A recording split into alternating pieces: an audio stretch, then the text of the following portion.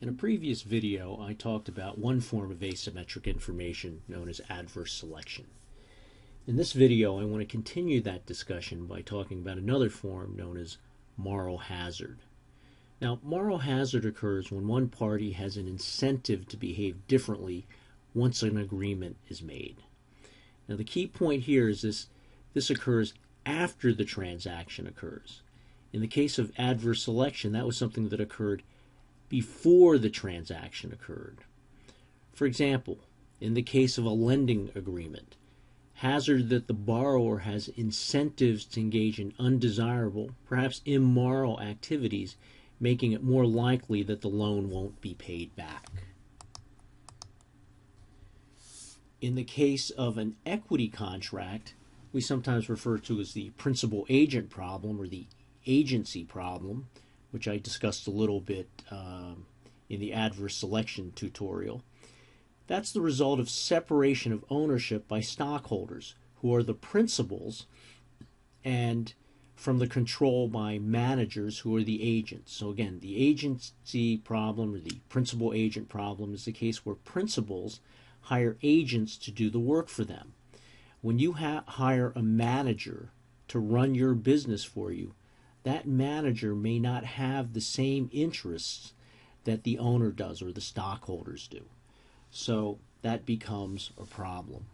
All right, let's take a look at an example.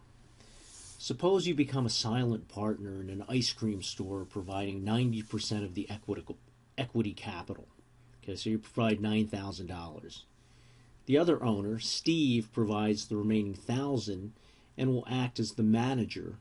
If Steve works hard, the store is going to make $50,000 after expenses, and you get $45,000. So Steve's an owner, but clearly he owns a much smaller percentage than you do. Okay, you're the person who owns the majority of the business. Steve owns a very small portion. Basically, he's the manager of the business. Okay, what's the problem here? If the business makes $50,000 because Steve works hard, Steve only gets $5,000 of that. And he just doesn't value that very much. So he chooses not to work hard. He might choose to go to the beach. He might just relax when he's at work. He might take some of the profits and spend it on artwork or a better desk or a nicer chair for his office. But he doesn't have the incentive to do as much work because he doesn't own nearly as much as you do. And he's not going to be rewarded very well for doing a really good job. You'll get a big benefit because you get 90% of whatever profits the business produces, but he only gets 10%. So that's a real problem. Okay, so there are ways to solve some of these principal agent problems. Okay, in the case of an equity contract with an owner and a manager being separate, you might offer bonuses, stock options, that sort of thing. Okay, in other types of principal agent problems, there are several tools that can be used. One is production of information, that is monitoring. So what can happen?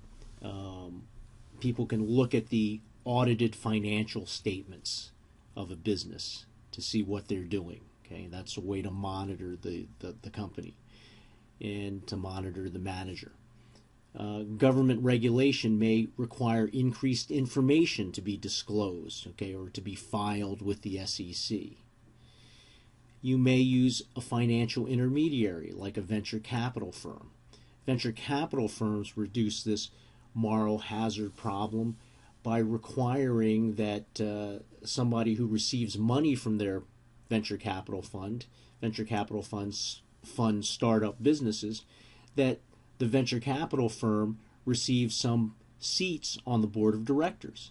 So they have people in place to monitor what the business is doing.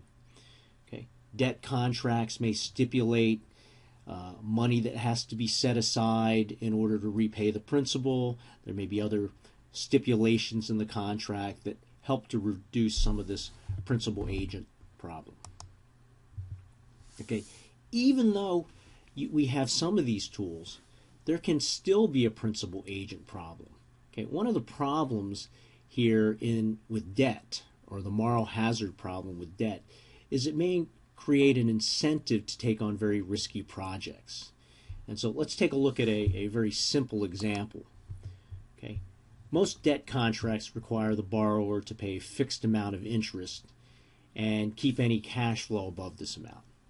So for example, what if a firm owes $100 in interest but only has 90?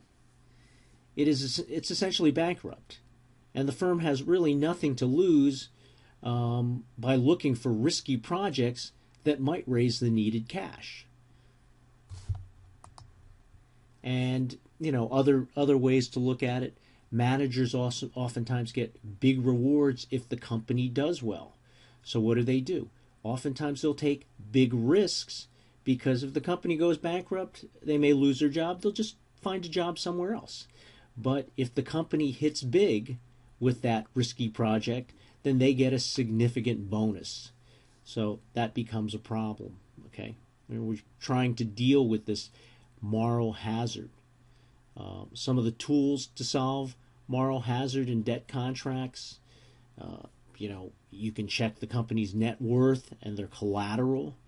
And as I said before, there may be some restrictive covenants that discourage risky behavior, encourage certain kinds of behavior. The collateral may have to be, placed in escrow or put someplace that's safe. Better information being provided. In the case, a common term or a common use of moral hazard is in the insurance business. For example, if I have an auto insurance policy, I may not have an incentive to lock the door on my car when I leave. Well, if the car gets stolen, I have insurance. How does the insurance company deal with that? Well, they may have a deductible. So if the car is stolen and it's worth $12,000, I don't get $12,000. I get $12,000 minus the deductible. So I'm going to lose some money too. So that may provide enough incentive for me to lock the door.